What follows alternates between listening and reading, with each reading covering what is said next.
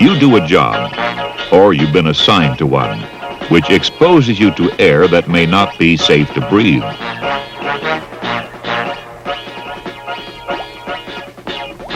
Your employer is required by law to remove the hazard so that you can safely work without a respirator, if that's possible to do.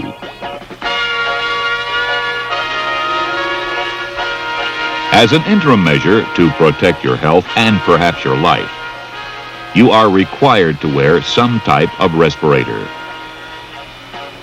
There's now a federal law, the Occupational Safety and Health Act, or OSHA, that's designed to make sure everyone works in the safest possible environment. Under the Act, a number of people have responsibilities for your safety. You are one of them. You are responsible for testing your own respirator each time you use it. We'll cover the procedures for doing this in a few moments. You're also responsible for reporting any unsafe condition that might make your work environment more hazardous. Obviously, nobody can fix a problem until they know about it. A supervisor has obligations under the Act too. It's his job to let you know the proper kind of respirator to use for each task, to see that you get training and written instructions in respirator use, and to ensure that everything meets the safety requirements. Incidentally, he is required by the Act to make certain you wear a respirator when it's called for, and to take disciplinary action if you refuse. The Act calls on medical and safety personnel to make surveys of your work environment, determine the precautions necessary to protect you, and investigate any complaints, violations, or injuries. The medical department also does physical exams that are designed to make sure the work is not damaging your health.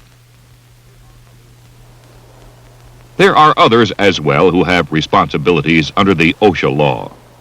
The engineers, for example, and the commanding officer, who of course has the overall responsibility for the entire program.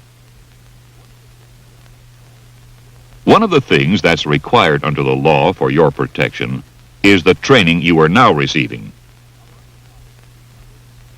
Among the topics to be covered is what your employer has done or is planning to do to make your work environment safer. And the training program is required to advise you what steps are being taken toward that goal. Another part of the training deals with the use, care, and maintenance of a respirator. There are two main types that we'll deal with here. This is the type called a mechanical filter respirator. It's mainly used to protect against dust, mist, metal fumes, and the like. The principal parts of this respirator are the filtering device, which removes the dangerous particles from the air, the inhalation valve that the air passes through to enter the mask as you breathe in, the exhalation valve that lets your breath escape when you breathe out, and the face mask itself that fits tightly to your face so the contaminated air can't enter. The other main type we'll deal with is the chemical cartridge respirator. It comes in a half facepiece version and a full facepiece version. This type is designed to give protection mostly against gases and vapors. The parts are similar. Cartridge or canister, inhalation valve, exhalation valve, and facepiece. One other common type is the disposable respirator. It's worn when there's a light contamination, but not enough to require the greater protection of a mechanical or chemical cartridge type. There are, in addition, quite a few other specialized types of respirators that don't concern us here. Each type of respirator is designed to do only certain types of jobs. Make sure you're using the right kind, or you may be getting no protection at all. During your training, you will be taught how to fit and test your device so you're sure it's giving good protection. A man with long sideburns or a beard can't usually wear a respirator because he can't get a tight fit. People who wear contact lenses also have a problem because of the possibility of dangerous chemicals being trapped under the lens. Ordinary eyeglasses won't get in the way if all you require is a half face mask device. But the temple pieces interfere with the seal of a full face piece unit. There is a way around that problem, however, and that is to use special eyeglass inserts. The respirator must fit with a good, tight seal to your face, all the way around. But a word of caution. Do not try to get a good seal by tightening the straps so much that they are uncomfortable. You should be able to get a good fit, yet with the straps comfortable enough that you'll be able to wear the device for long periods on the job. If you can't get it both tightly sealed and comfortable at the same time, it's possible that a different size or a different type is needed. Each time you wear your respirator on the job, you first do a pair of tests to make sure it's working properly. You begin with the positive pressure test. With some types of respirators, you may have to start by removing the cover of the exhalation valve. Cover the valve with your hand or a piece of paper and breathe gently into the face piece. You should be able to feel a slight buildup of pressure without any sign of leakage before the pressure gets strong enough to break the seal. If you get a pressure buildup, it means that the face piece is forming a good seal against your face. The negative pressure test involves closing off the inlet valve, or both inlet valves if there are two. Block off the air intake with your hand or hands, then gently suck in your breath so the face piece collapses slightly. Hold it for several seconds. The face piece should remain collapsed, indicating that the device is probably seated to your face well enough to prevent outside air from entering around the edges. That completes the test. In your training, after you've gotten a good fit and checked the seal with the positive and negative pressure tests, you'll be given a chance to wear the respirator in the normal air of the classroom, a chance to start getting used to it. There's nothing difficult about it. It's mostly a matter of becoming adjusted to the idea of having it on. You'll find that conversation is possible, although a bit difficult. After this familiarization period, the next step is a test of how well your device fits. The test is done with a chemical known as banana oil. It's got such a powerful odor that one drop would make the whole room smell like bananas. But if your face piece forms a good, tight seal against your face, you should not be able to smell it. After the instructor has checked you with a small quantity of the chemical, and you've assured him that you can't detect the odor, you're ready for the confidence chamber. The chamber is filled with a strong concentration of banana oil. Again, if your mask fits properly, you should not get the banana smell.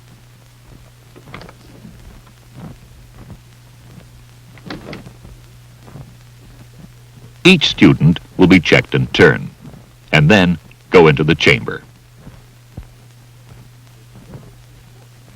It's very important that you be honest about whether you detect the smell. If you do, it means the respirator is not protecting you, which could be dangerous to your life or health on the job. Remove your respirator and adjust it again to see if you can get a satisfactory seal. When you come out and take off your respirator, you'll smell the banana odor. Don't worry, it wears off in a bit.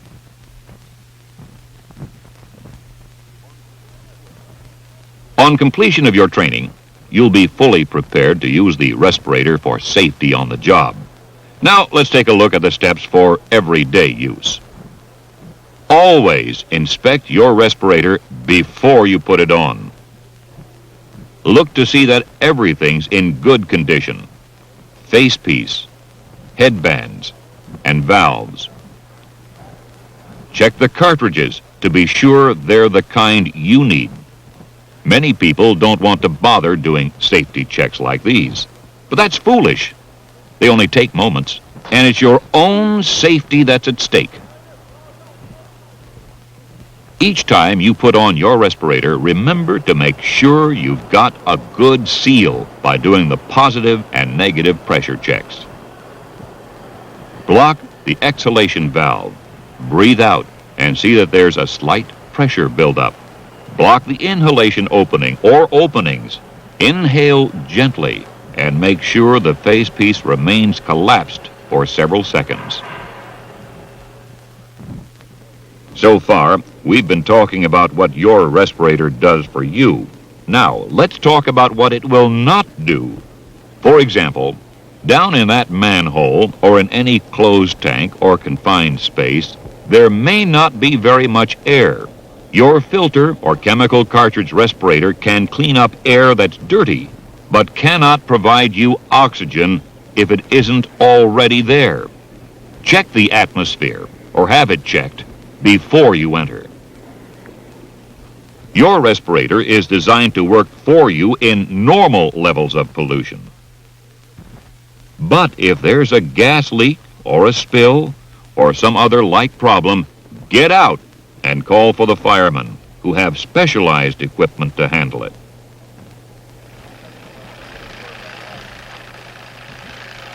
End of the shift, quitting time. Your respirator has protected you as you worked. Now, it needs some care and attention, so it will be ready for tomorrow.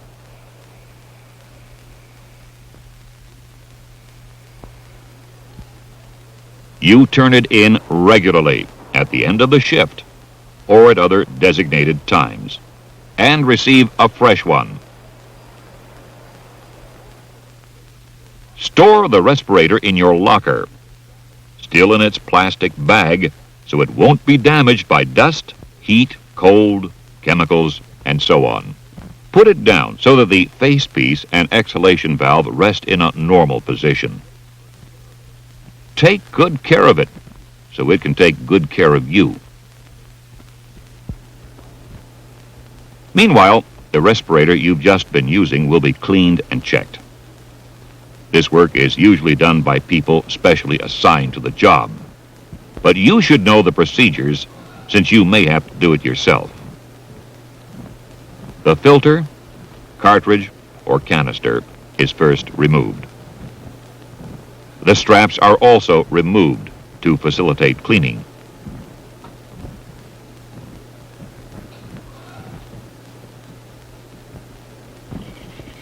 Then the facepiece is washed and disinfected. If necessary, a hand brush can be used to loosen the dirt.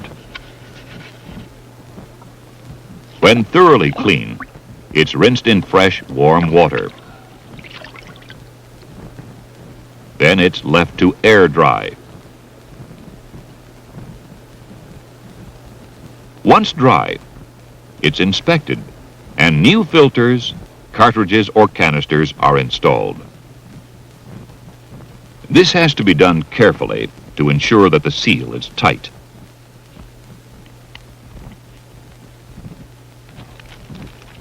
Now, ready for another use, the respirator is put into a plastic bag for protection until needed.